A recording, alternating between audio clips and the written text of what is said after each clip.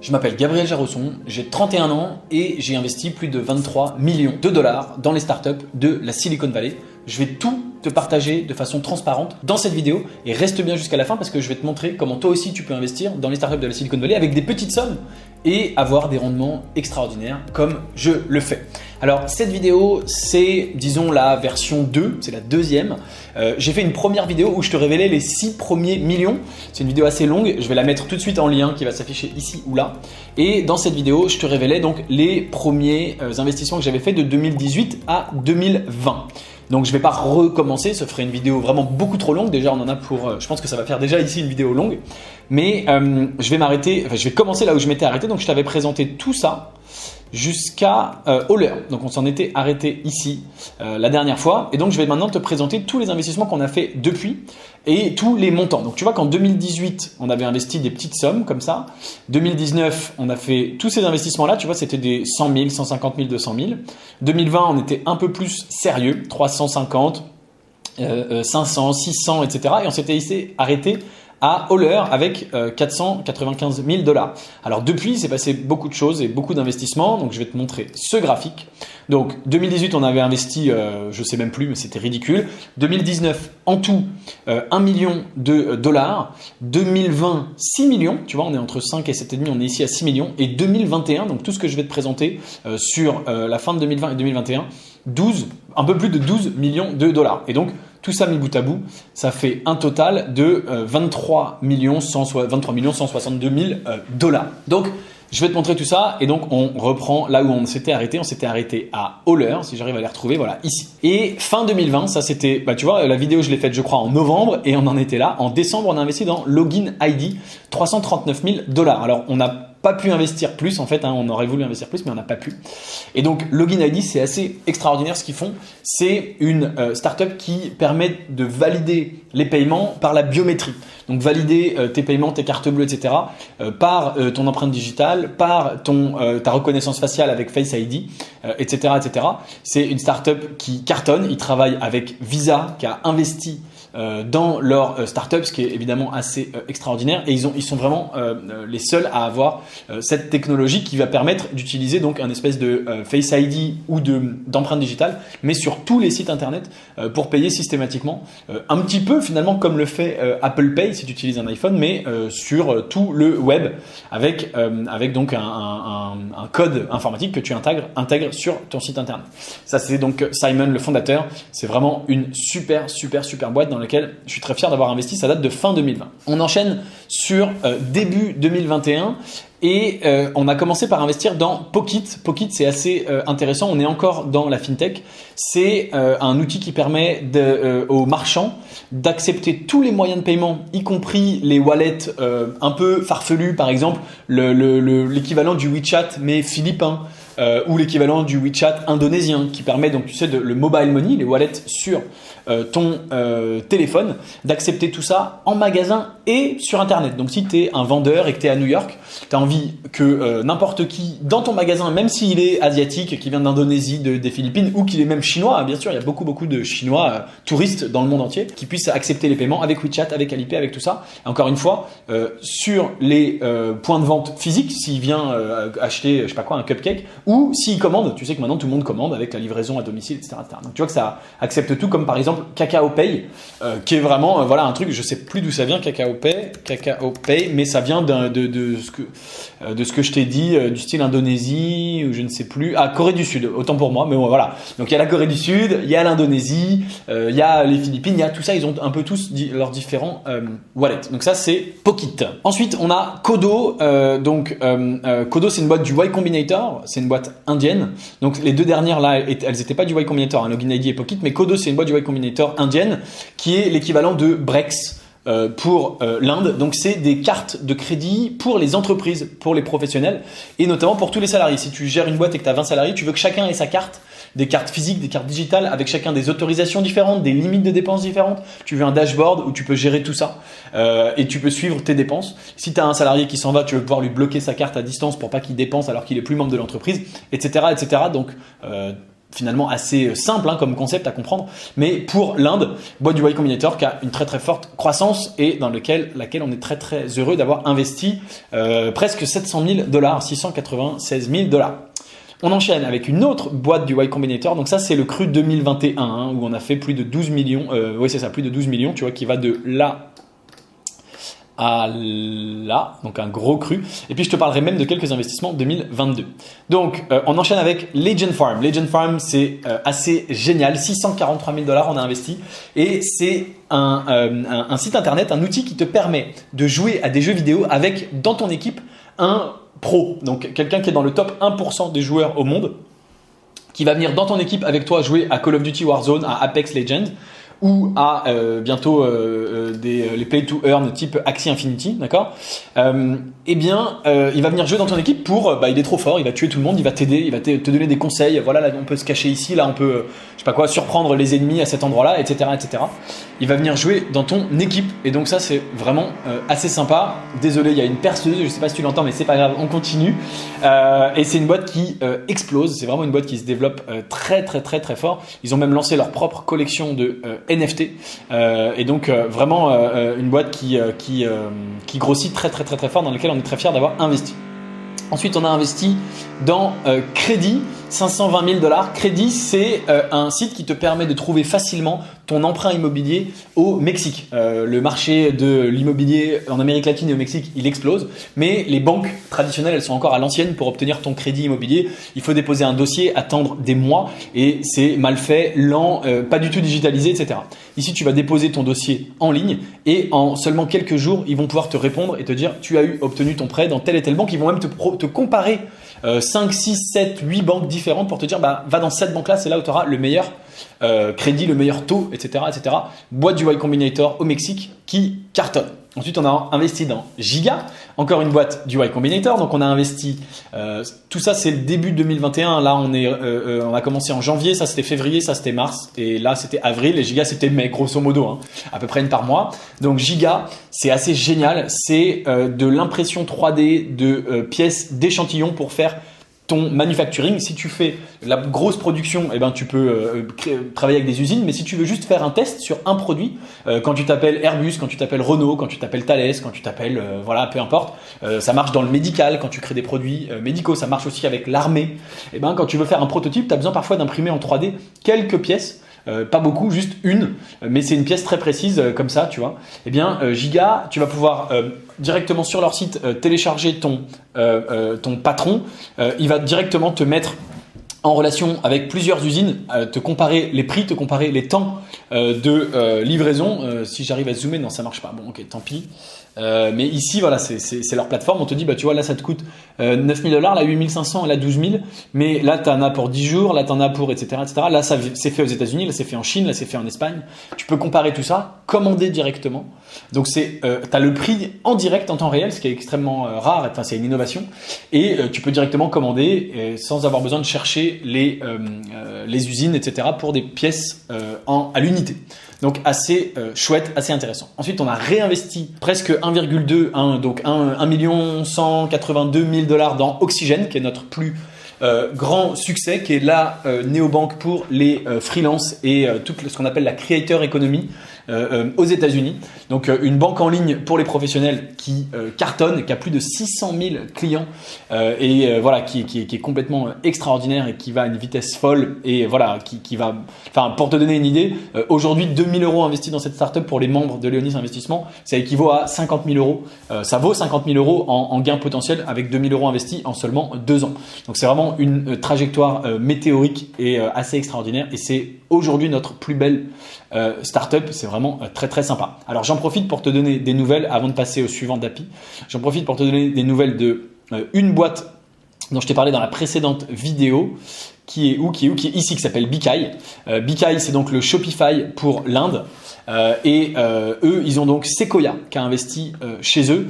On a levé 10 millions par Sequoia Capital. Et donc ça, c'était il y a déjà un petit moment, la levée de 10 millions avec Sequoia. Mais Sequoia, paraît-il, est en train de réinvestir Ça, tu vois que ça date donc de septembre 2021. Mais Sequoia, paraît-il, est en train de réinvestir. Il serait en train de réinvestir, peut-être, paraît-il, selon les rumeurs, jusqu'à 75 millions supplémentaires. Donc une boîte qui cartonne plus que tout. Ils sont plus de 300, alors que quand on a investi, ils étaient que deux, hein, Sonakshi et Ashutosh. Ils sont là, c'est les deux cofondateurs. Voilà, ils étaient deux. Aujourd'hui, ils sont plus de 300 seulement 2 ans après. Et ils ont Sequoia qui a investi chez eux. C'est le plus grand fonds d'investissement du monde, le plus connu. C'était les premiers à avoir détecté Apple, Facebook, WhatsApp, Airbnb, etc. Donc complètement incroyable. C'était le petit update que je voulais te faire. Donc ça, c'est Oxygène et BKI. On en était donc ici. Ensuite, on a investi dans Dapi. Alors Dapi, c'est un petit peu complexe. Je vais pas t'expliquer concrètement ce qu'ils font, mais si tu connais peut-être Plaid, qui est une boîte géniale et que Visa devait potentiellement racheter pour 5 milliards de dollars, et puis finalement la vente a été bloquée par le régulateur, hein, parce que c'était trop anticoncurrentiel. Et ben grosso modo, tu peux regarder ce que fait Plaid, c'est très connu. Dapi, c'est comme Plaid mais en mieux et compatible avec le Web3 et la crypto-monnaie. Donc voilà, je te en dis pas plus parce que c'est assez complexe à expliquer, mais assez intelligent et intéressant. C'est aussi une boîte du Y Combinator dans laquelle on a investi 697 000 $. Ensuite, on a réinvesti une deuxième fois dans Grain. On avait investi dans Grain Technologies ici en 2020. Eh bien, on a réinvesti en 2021 et la boîte se porte à merveille. Grain, c'est une application qui transforme ta carte de débit en carte de crédit. Donc aux États-Unis, hein, les cartes de débit et les cartes de crédit, c'est des choses différentes. Si il y a beaucoup de jeunes qui veulent pas de carte de crédit, qui ont qu'une carte de débit parce qu'ils veulent pas de crédit. Et du coup, l'inconvénient, c'est que tu n'as pas de credit score, tu peux pas emprunter pour acheter un bien immobilier. Bah, grâce à Grain, tu vas transformer ta carte de débit en carte de crédit, construire ton credit score et tu vas pouvoir directement débloquer du crédit à partir de ton compte en banque. Donc c'est assez intelligent aussi comme produit. Je vois que le site, tu vois, il est hyper compatible mobile, hein, visiblement. Et ça cartonne. Là, on a eu des nouvelles très récentes de Grain et ça se passe très bien. Tu vois qu'ils ont plus de 32 000 notes avec 4,7. Donc c'est complètement incroyable. Ils sont d'ailleurs numéro 142 en finance. Au monde, hein, sur l'App Store américain, donc enfin c'est pas l'App Store mondial, c'est l'App Store américain, c'est quand même le plus important, le plus gros App Store et vraiment voilà une boîte extraordinaire. Bon, il y a évidemment des moins bonnes notes, mais tu vois que 4,7 sur 32 000 notes, c'est complètement phénoménal. C'est une boîte qui se porte aussi à merveille. Ensuite, là on était sur donc Grain, c'est aussi une boîte du Y Combinator, Dapi aussi, Siglo aussi, c'est une boîte du Y Combinator. C'est extraordinaire ce qu'ils font Siglo. Ils connectent les Mexicains dans la banlieue de Mexico City qui n'ont pas internet. Ils installent des antennes sur les toits et ils les connectent avec directement une antenne chez eux qui capte internet depuis l'antenne du toit plus loin. Donc on avait investi dans une boîte un petit peu similaire qui s'appelait Sail Internet en 2019 qui fait ça mais en Californie, donc qui installe une antenne en haut d'un bâtiment et qui permet aux gens d'avoir internet rapide et beaucoup moins cher. Et ben pareil ici mais pour Siglo, mais dans la banlieue de Mexico City pour l'instant et puis bientôt dans tout le Mexique et dans toute l'Amérique latine. Ils ont aussi eux une croissance extraordinaire. Ça se passe vraiment très bien. On est super heureux d'avoir investi chez eux et voilà, ça avance très fort. Ensuite on a investi où en étais-je? On a investi dans Baobab. Donc pardon, Siglo c'était 807 000 $. On a investi 680 000 $ dans Baobab. Alors Baobab c'est notre prochain Oxygène. C'est une application de micro-finance, de micro-prêt aux particuliers au Mexique. Donc grosso modo, si tu veux finir le mois et que tu as besoin de 100 $, et ben, tu te connectes sur Baobab. Ils vont te faire un prêt de 100 $ que tu rembourses dans les semaines qui suivent. Ils ont une croissance monumentale, insolente. Ils font aujourd'hui plus de 1 million de dollars de revenus par mois. Donc tous les mois, c'est une boîte qui gagne 1 million de dollars. Donc ils font 12 millions, pas 12 milliards, pardon, par an. Et avec une croissance de 20 à 30% par mois, tous les mois, depuis qu'on a investi, c'est-à-dire depuis quasiment un an. Et ça va très fort. C'est franchement assez incroyable. Boîte du Y Combinator dans laquelle on a investi 688 000 $. Ensuite, on a investi 498 000 $ dans Marou. Marou, c'est le financement des mariages. Donc tout le marché du mariage aux États-Unis, c'est un marché énorme en milliards. Et bien eux, ils font ce qui s'appelle le Buy Now, Pay Later, dont tu as sûrement entendu parler, c'est-à-dire finalement le financement et le paiement étalé en plusieurs fois.